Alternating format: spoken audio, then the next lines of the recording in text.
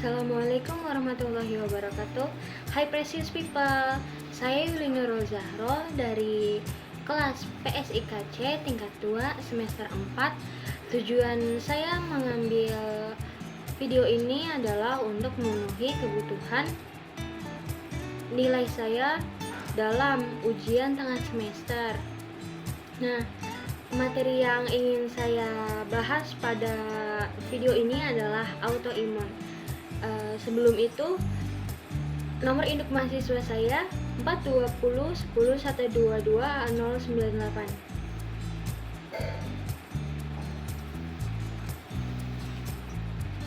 Belakang dari autoimun adalah munculnya penyakit autoimun membuat timbulnya beberapa penyakit yang gejalanya sulit untuk dapat diketahui dan menyerang siapa saja, terutama wanita. Jadi penyakit autoimun ini banyak dan sering terjadi menyerang terhadap wanita. Gejala penyakit autoimun kapan saja dapat menyerang tubuh dan mempengaruhi sistem kekebalan tubuh terhadap pengidapnya. Nah, pada umumnya wanita menganggap gejala-gejala hal seperti itu tuh sepele gitu loh. Sehingga ketika ia terjangkit dan sudah mulai kritis, baru menyadari hal tersebut dan terjadi keterlambatan dalam menanganinya. Apa itu autoimun?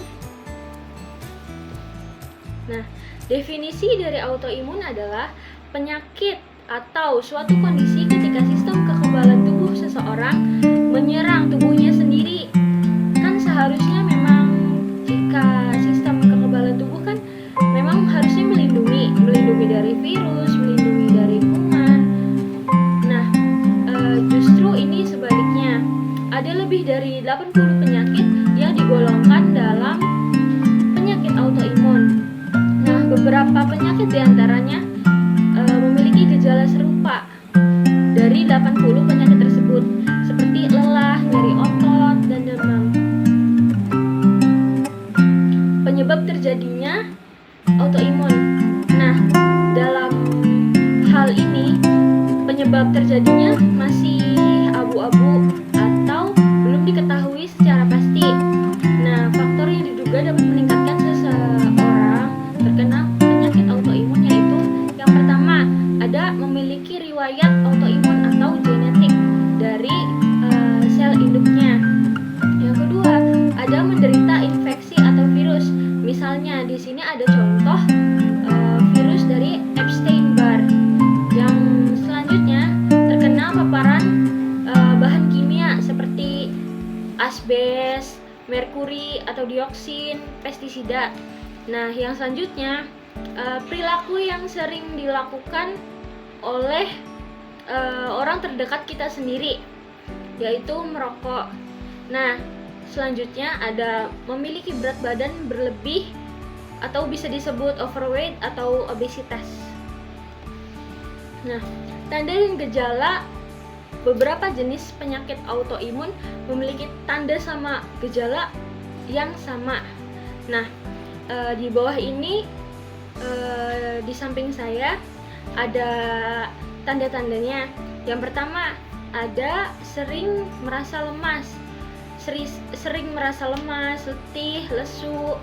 Itu pun menjadi tanda dan gejala dari autoimun. Nah, yang kedua ada otot pegal, nyeri sendi semua sendi dalam tubuh, termasuk jari-jari tangan, sendi jari tangan, pergelangan tangan, seperti itu. Nah, yang selanjutnya ada ruam kulit. Nah, pada pengidap autoimun sebagian dilarang terkena paparan sinar mentari lebih dikarenakan terjadi ruam pada kulit. Nah, yang selanjutnya ada demam yang hilang timbul. Jadi demamnya hari ini ada, terus misal pagi udah reda, siangnya ada lagi, terus menerus seperti itu. Nah, selanjutnya bengkak di sendi atau di wajah.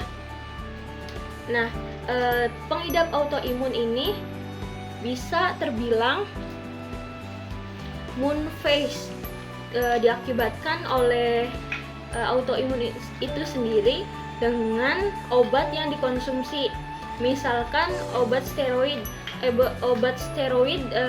Contohnya methylprednisolone.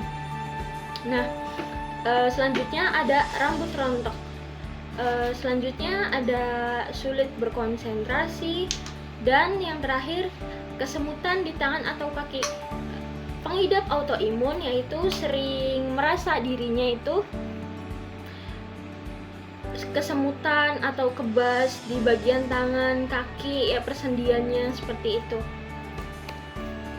Nah, di sini ada beberapa contoh penyakit autoimun dan gejalanya. Nah, di sini ada semua hal dari penyakit autoimun terkumpul pada penyakit lupus. Nah, di lupus ini dapat mempengaruhi seluruh organ tubuh. Yang selanjutnya ada penyakit Graves. Nah, penyakit Graves ini dapat menyebabkan berat badan manusia atau pengidapnya turun secara tiba-tiba. Ditunjukkan dengan mata yang menonjol, lalu rambut rontok, terus pengidapnya sering merasa gelisah dan insomnia. Nah, lalu selanjutnya ada psoriasis. Psoriasis ini biasanya mirip dengan ketombe jikalau hal tersebut ada di rambut kita. Nah, ciri-cirinya dengan apa sih? Seperti ketombe, akan tetapi lebih lebar-lebar dan meninggalkan bekas ruam merah. Nah, selanjutnya ada multiple sclerosis. Nah, multiple sclerosis yaitu mati rasa di salah satu bagian tubuh, misalkan di tangan, di kaki, begitu. Nah, lalu memiliki gangguan penglihatan, otot sering merasa kaku, kram, dan lemas. Lalu kondisi tubuhnya pun berkurang dan kelelahan. Selanjutnya ada penyakit myasthenia gravis.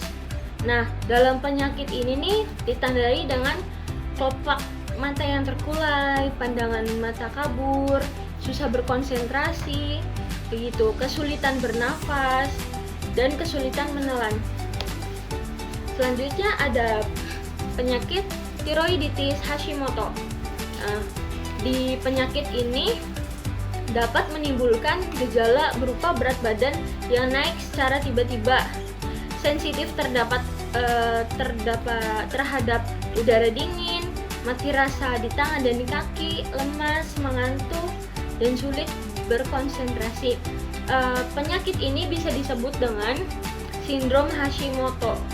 Nah, selanjutnya ada rheumatoid arthritis. Nah, di rheumatoid arthritis dapat membuat penderitanya mengalami gejala berupa nyeri di sekujur tubuh atau nyeri di sendi-sendi, terutama di sendi-sendi buku-buku jari tangan. Nah, selanjutnya ada sindrom Guillain-Barré. Sindrom Guillain-Barré yaitu efeknya menimbulkan gejala berupa lemah otot, kesemutan, lemas, dan gangguan keseimbangan yang jika kondisinya makin parah bisa berkembang menjadi kelumpuhan jika tidak segera ditangani. Nah, selanjutnya yang terakhir yang sebagian penyakit disebutkan yaitu ada vaskulitis. Nah, penyakit vaskulitis ini dapat dikenali dengan gejala demam, berat badan turun secara tiba-tiba, kelelahan, tidak nafsu makan, dan ruam kulit.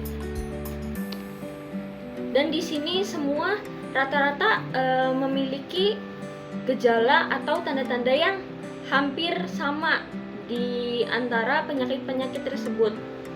Nah, di sini ada beberapa upaya yang dapat mengurangi resiko, yaitu yang pertama, ada berolahraga secara rutin.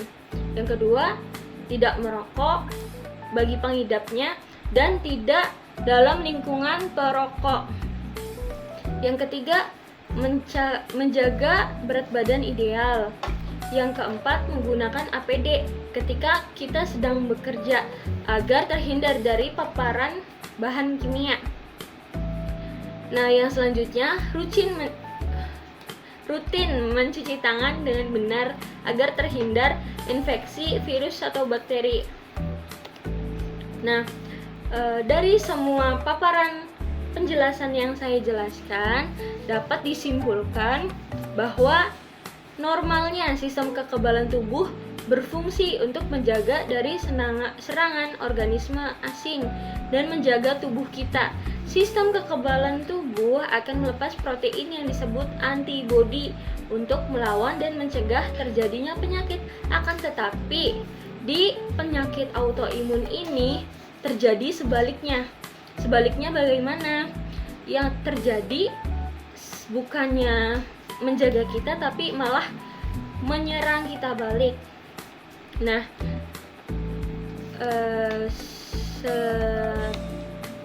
terima kasih untuk Miss Healthy yang telah membimbing kami dalam mata kuliah